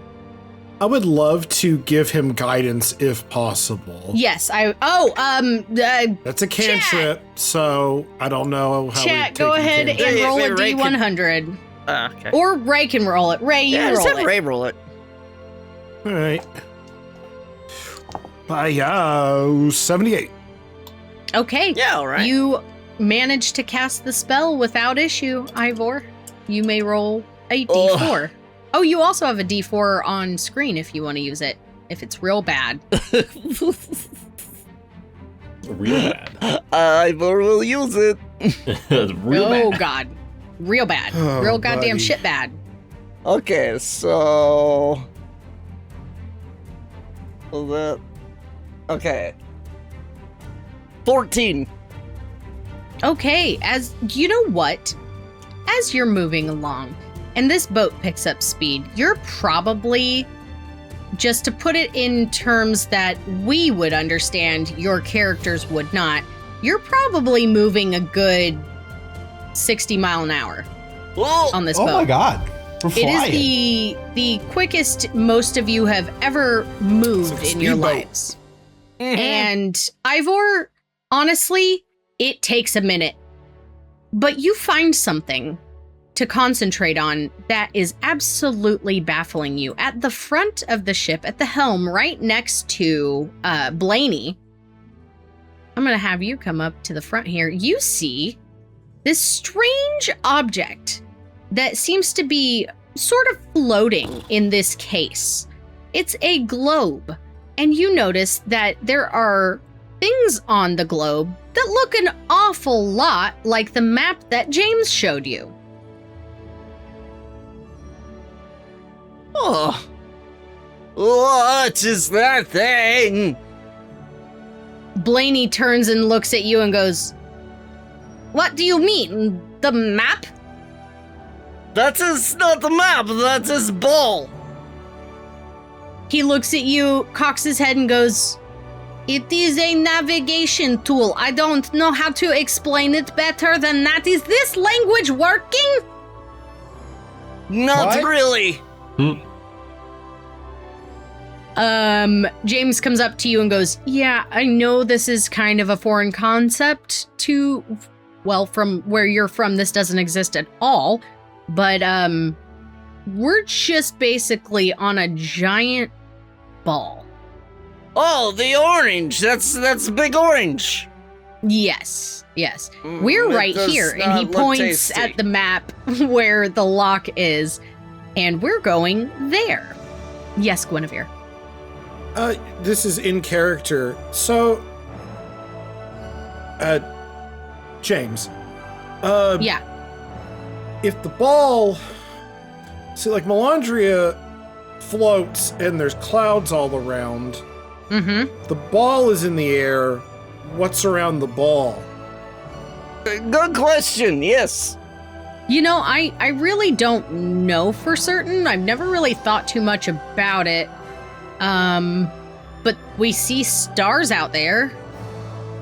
Clouds, but Stars. yeah. Yeah, we see stars, so like right? space. Yeah, I know we see stars, but again, like, oh God, have we ever, bro, how, it's the medieval question. How deep into astrology do we believe? Do we believe that the sun is like the center of the universe, or do we believe in the more archaic, like we are the center? Have we had a We had an magical enlightenment? Galileo yet? Yeah, like have we? Melandria has not, but Okay. Ruinyog has. Oh, Yeah, it 'cause seems if they're science. we're in what they call, I believe, heliocentric galaxy, where there's you see that the sun, right? That's just basically a star that's super close. Yeah, there is two of them. Yeah, well, the second one, it's weird. It sort of changes position. It doesn't move consistently like the bigger one. Oh, that sounds Yeah. dangerous. Yeah, it's a little scary because I don't know of any other celestial bodies that do that. Not where I'm from, not here. It seems So weird. it just pops out and then? The best I can explain it is it rises and falls just like the other sun, but it might rise like on the southern end of the eastern sky one day and then the northern end the next. Like it I don't know how it works. It's much more distant than the bigger one, but it doesn't make any sense from what I understand, and everyone looking at here, the sun, Ivor. no one seems to be that curious about it, honestly. That's how you fall over. That's an interesting thing to say. Considering Yeah, where that we kind come of from. sounds like the Cairn situation. Right? Like, they just, like, kind of just said that, where it's like, oh yeah, that's a thing, but whenever we think about it, meh. Yeah, Really? actually, Mud and I also ran into that in Melandria, where no one seemed to give a shit about the Cairns, and that made him Yeah. even more fascinated with This is them, the thing. so Yeah. that's why we were That's how, looking. that's actually kind of how we started. This is how we came together, is none of us ignored the Cairns. We went inside one. Came Inside out one? another. Wait a minute, you were inside one of the Cairns. Mm-hmm. We found Cleric Magic Man and Julian. All right, There was like a Listen. built under like dungeon area. So I'm hearing is we got to blow up Second Sun. Or that's Melandria. Ivor in Oh, shit. space! I'm sorry. And you see Willow approach, and you can tell from the last like hour or so of being together, they've kind of kept their distance. Like they're not sharing the same space at the moment. And she's in kind of the common area, just sitting at one of the tables, and She looks up and goes, James, I think it might be nice for you to share with the rest of the Knotbreakers, what happened at the Cairn. You've heard my side of the story, but you haven't heard his. And James goes, yeah, I don't know that now is the time. And Willow goes, it's important information. I think the more we have, the better we will fare in the future. And he kind of stares at her a little blankly for a second. Okay. All right. Gather around, folks. And you see him kind of put on that sort of performer bravado. He gets up on one of the benches and places a boot on the table like he's ready to tell you a story. He captained 1 minute on a ship and he's already Captain Morganing it. Yeah, I feel like you would do that, Steve. I feel like you would do James, that. Absolutely. Yeah. Nailing it, crushing it, go on. All right, folks. So we were at the Cairn near Scorvos Lake long, long ago. Well, I mean, 10 years for me, 50 years for you. What's the difference? It doesn't matter. Anyway. Willow and I had a small argument, and she and Arij and Gavin left.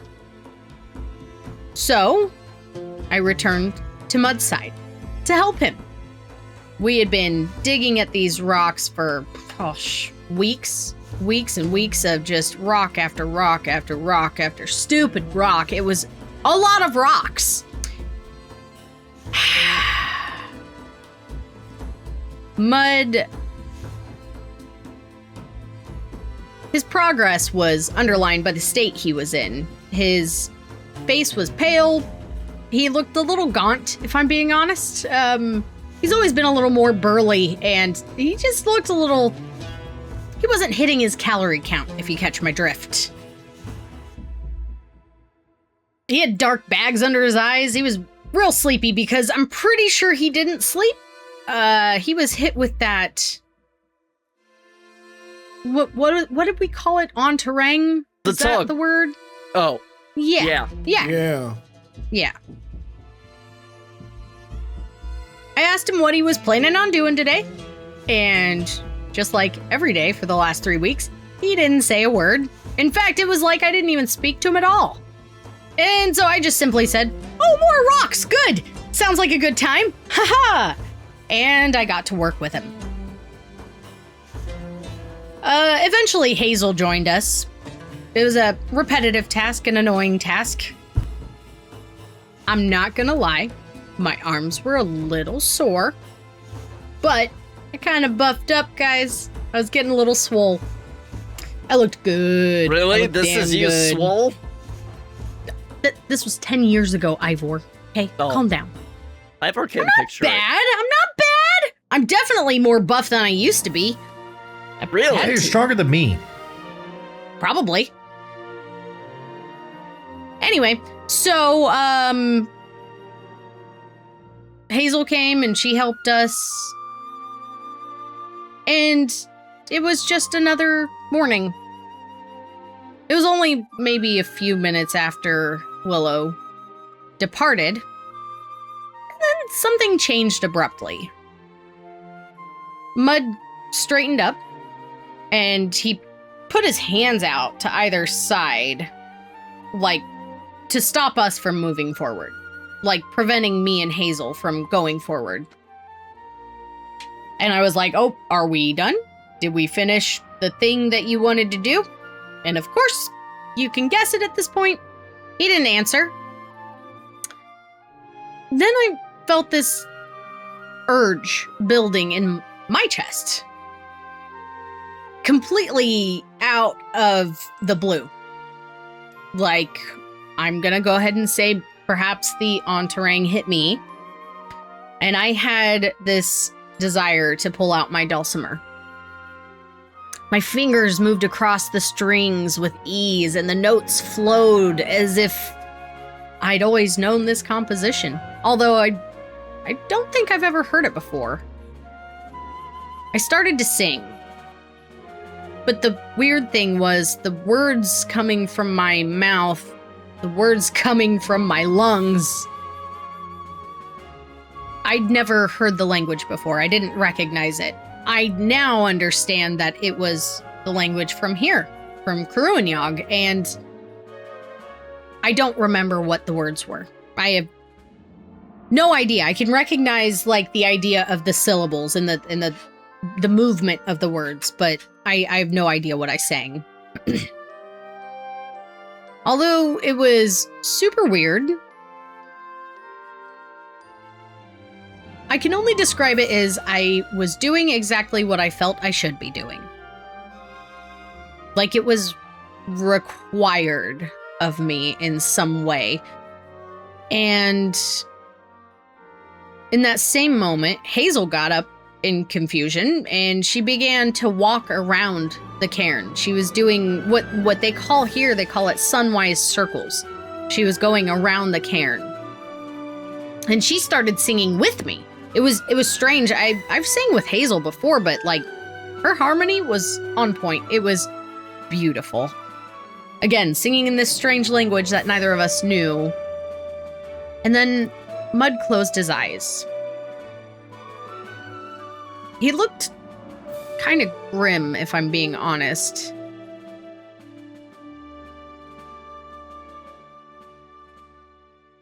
Hazel completed her third circle, and she paused next to me, seemingly confused about what was happening, and the song ended.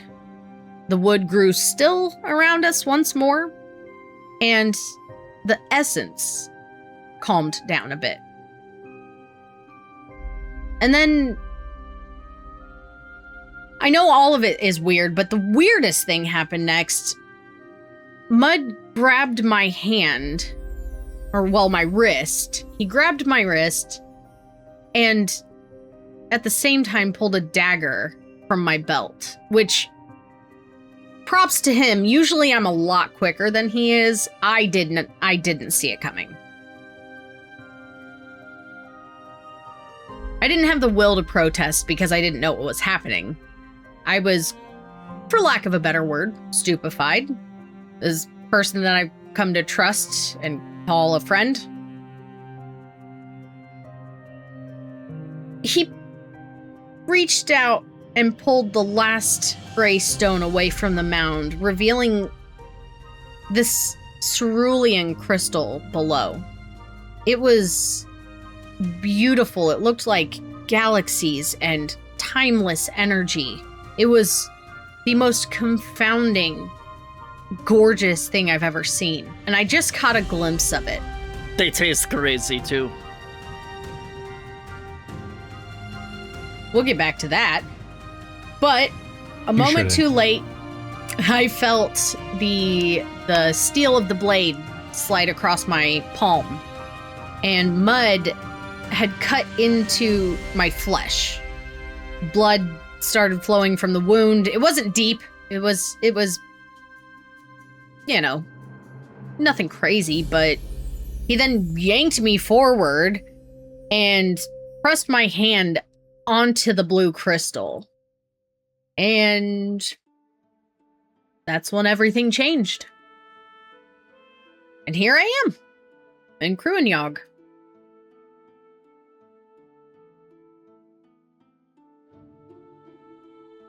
That's just weird. So your blood... Wait. What was the spell that we used? What was in that vial? Basically, it translated to blood of the king, if I remember The king's right. permission was what it said. The king's permission. So, like, we used rose blood, I think, to get here. So James also. James, are you king? You king? Yeah, What? you king, man. King James? King, yeah, like a little. God damn it, Tyler.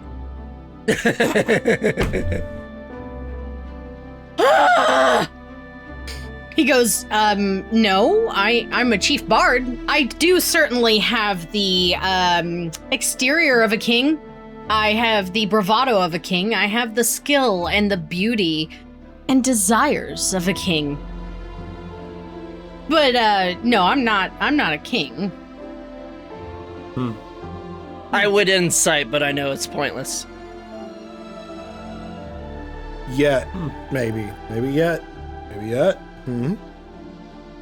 I know it's Why do you pointless. You ask? can try. Oh, because when we had to get here, like, said, hey, King Ro, gave us a vial of blood. And that's how we got here, was dropping the blood on the rock. I'm gonna need Blood you is to tell spilt. me everything. You said we can't Gosh, drink? how much time do we have? Yada, yada, yada. And that's I what don't- happened. Everything. He looks over at Willow, his jaw kind of tense, and he goes, "You know what? Yeah, break it out. Let's go. Let's fucking go." Yes, please. Oh, Yes. hell yeah. Yes, please. We're on a boat. I'm feeling... I want rum. Yeah, I felt like that was... Yeah, I felt like that has to be the case. Rum, yeah. Like straight Yeah, rum yeah, flips. sure. Rum flips. Rum flips, absolutely. Let's go. So he breaks out some wooden cups. The cleanliness is questionable, but you do notice that some of the crew, when they take a cup, they dip it in the seawater as you're moving and just kind of like rinse it out, and they're ready to go. I have my own, thanks. You left that on the rocks. Ivor doesn't No, I clean picked it up his- with all my other I'm stuff. kidding. Sorry, For those of Ivor, you who what? don't know what a... Oh, sorry. I was Ivor, going to say, what? for those of you who don't know what a rum flip is, it's aged rum, syrup, and a whole egg. Shake that bad boy. Lol, Nutmeg. gross. Yuck. Ivor doesn't clean his, is what I said. Oh, okay. You don't... The egg's not the egg. It's like it turns into a thing. It's a bartending thing. We don't have any eggs. It's like a boiled egg. I have There's no eggs. chickens I got here. all the eggs. How many eggs you want? How want do you eggs for have breakfast? eggs? Okay. Glenn has everything. She could You- show you, but You can't. could ask for anything in the world for dinner. Anything in your heart, and I could make it for you. Sorry, I almost said Olafeist, but no, I don't say that. I don't say that. I think in Oh, that that one moment... really good stew you made. Yeah. What about turkey? Usually I am so down to fuck around and find out. But right now, again, he looks really, really bothered, perturbed. And he goes, right now, I just want to get down to the nitty gritty. I want to hear your story. I want to know who you are and how you came across my companion and what brought you all together. That's the story for no. See, yeah, I was gonna say it, but then you, I was like, is that how we... So You it can- all started when yada Stop, yada stop. yada. You can just say Yeah. you tell him Yeah. the story. Is there Oh, yeah. anything that you would like to leave out? Anything. Eating the Olafeist. The voices, the voices in my mask. You already mentioned You already to him that mentioned. you have voices. The second A voice in voice. my Oh, mask. okay. You did mention the Yes. voice, I should say. We do Um, not mention eating like a The possible Olafeist. cousin of their like beloved godlike Yeah, creature. 100% no. How about we Okay, admit killing perfect. the other one? Yeah, Like, so we entirely? got to these ruins, right? And there was a giant monster there. Turkey. Turkey! You could have said dragon or Yeah, They're descendants of raptors, okay? They're vicious creatures. I'm thinking about what all you have been through, if there's anything specific. So a Lil. That's very Yeah. interesting. He I've seems known to be on our side, but has allegiances. I've known a got Lil. screw I loose. mean, I only knew him for a few years, but he only ever helped us. He was only ever kind to us. He was Ivor thinks he helped us too. The real Alil, not Mythir in Alil. So, like a vessel is what you're saying. Yeah, like there was one point where he saw us and didn't do anything, but he was looking for us, but he saw us, but didn't do anything. Apparently, all of the gods have vessels up there that once they gain permission, they can just kind of like pop into. Oh, I know about that concept. One of them asked me. Oh, to be a vessel? Yep. Oh, Which can you tell us? That's a flex. You want to take a guess? God, Look at me. What's my whole deal? Dryan. Oh, no, Mythir. I bet Mythir himself was Oh yeah, Mythir, totally. You look like a Mythir type. Yeah. Mm-mm. Mm-mm. Oh, really? No? Thinks he's hot shit, tries to put himself at the center of all attention. Please What tell is me he my pulls whole out thing? a uke. No, he pulls out a dulcimer, not the dulcimer, but he pulls out a shoddily made dulcimer. Okay, most of you must not be very familiar with the gods. Mahalath is the god of kind of, musical performance, talent, trickery. I said Yeah. trickery. Yeah, he said I'm kind of his guy. Really? Why did you say no? Did I say I said no? You said no. Yeah, you I said no. that you said no. I said no. Yeah, you said no. Why? Ain't nobody gonna be in this body but Slick James, okay? And Willow. Insert dirty joke here. Oh, Josh Whoa. Now that we've kind of spilled everything and everyone's caught up, there is one thing that I think we need to do as we need to go to bed. Honestly, I'm so tired. Yeah, Ivor is very sore. I'm so sleepy. God damn it. And a little There's sick. beds on the back of the ship But- if you need to take a rest. We have bedrolls we can put out on the floor. Not super comfortable. I'll say the hammock kind of situation does help with the swaying of the boat. Really? Right. Ivor, did you want to try to spy on Riknar? Oh, yeah. Oh, this'll be a little Before we go difficult to right sleep? now, but yeah, let's just try. Yeah. You I have gotta try and drawings. draw it. Yeah, I gotta try to draw it first. Willow approaches Ivor and she lays out her cloak on the floor of the boat. Oh. And she goes, "Here, Ivor." And she takes your hand and kind of helps you, leads you to that spot and sits down with you. Ugh. And she goes, "All right, I want you to take in a nice deep breath from your trunk. Breathe it in, hold it for a few moments, and breathe out. Nice and easy." Guinevere, go ahead and give me, what would that be? Like, I would say survival would work. Some Okay. sort of dex skill to do a drawing. Okay. Will you allow me to guidance myself? Maybe sleight of hand. Let me roll for it. Yes, you do cast guidance. All right.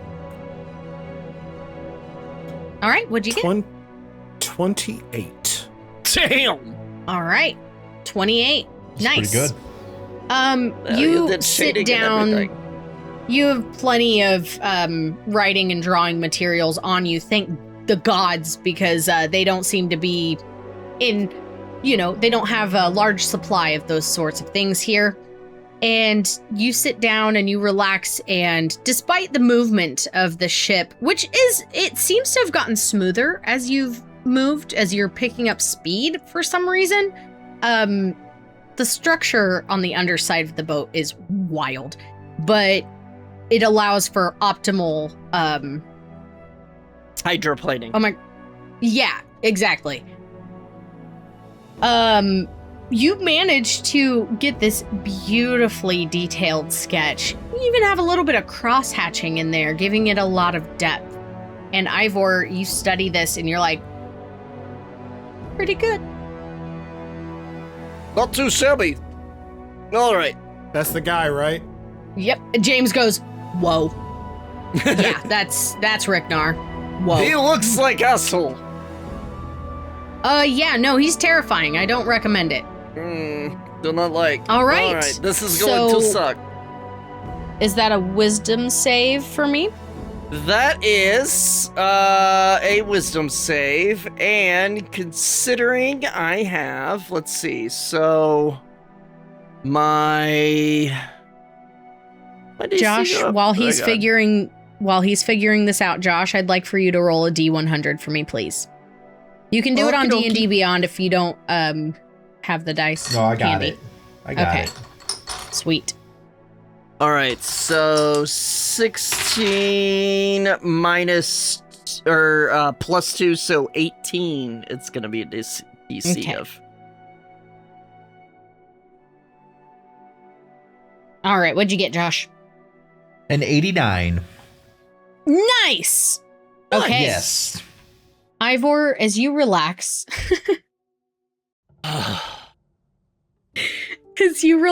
and you begin to scry. I have to do that. I relaxed. Yeah. You're following Willow's instructions of taking in nice, deep, calming breaths, and slowly the feeling of the sea falls away from you. And you're pretty calm, cool, and collected. You feel your consciousness lifted. And in Melandria, when you've scryed in the past, like scrying on Grizza, you've experienced where you've flown over the realm and have seen fairly decently, not detailed, but decently had an idea of where you were during that time.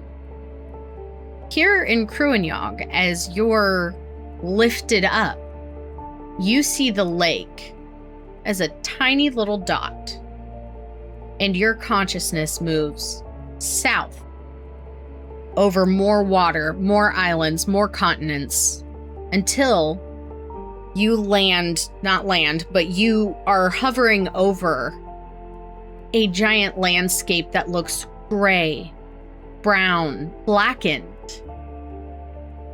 You see little orange glows indicating fires. Don't really see any trees. Maybe some brushes down there. Maybe there's some vegetation, but for the most part looks barren. Not in the way that Ivor's used to in the desert. It looks darker. And then you zoom down and you see yourself overlooking a mountainscape. No, it's not a mountainscape. It is a singular mountain. And it's like spikes. Instead of like rocks that have all accumulated over time, it's like spikes jutting up toward the sky, heading into a singular point, a singular destination. And you zoom in again, suddenly you find yourself at the peak of this mountain, for lack of a better word. There's a rim at the summit where it looks like maybe you could stand if you were a humanoid figure. And then it shapes in like a bowl going down. And your consciousness settles in further, going through smoke and ash that seems to be inherently flying through the air. And you see it. A large, gargantuan body of a dragon. Completely pitch black. You don't see the fire. You don't see the flame. But you do see his chest rising and falling as he takes in one breath after another. But that's a story for next time. Well, shit. Oh, it's a busy. Well. There's more. There will be more to that scry. Ooh. Yeah, I got what? He wakes up and he 10 eats minutes? My soul! No! Why does everyone want Ivor's soul? It's just so scrumptious. Woo, guys. We did it. We got to the ocean. We're on the ocean. What do you think of that boat, folks? That boat is awesome. I'm on a boat. I love on the a plant boat. covering. It's so sick. Yeah. They definitely seem to need some kind of camo work here in Cruanyog to kind of stay as safe as possible. Yeah. Interesting. Whoa. So much. Fantastic. Lot going It's a on. mad world. We're learning And lots we're of things as out we go. next week.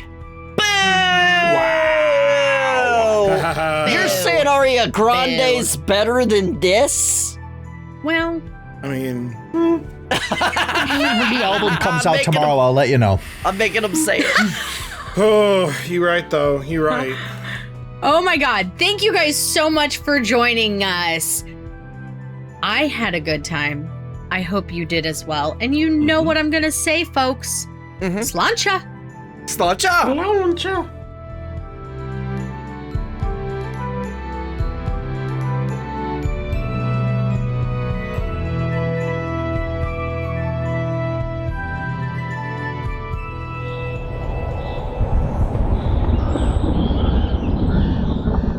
I'm on a boat, mother. Don't you ever forget.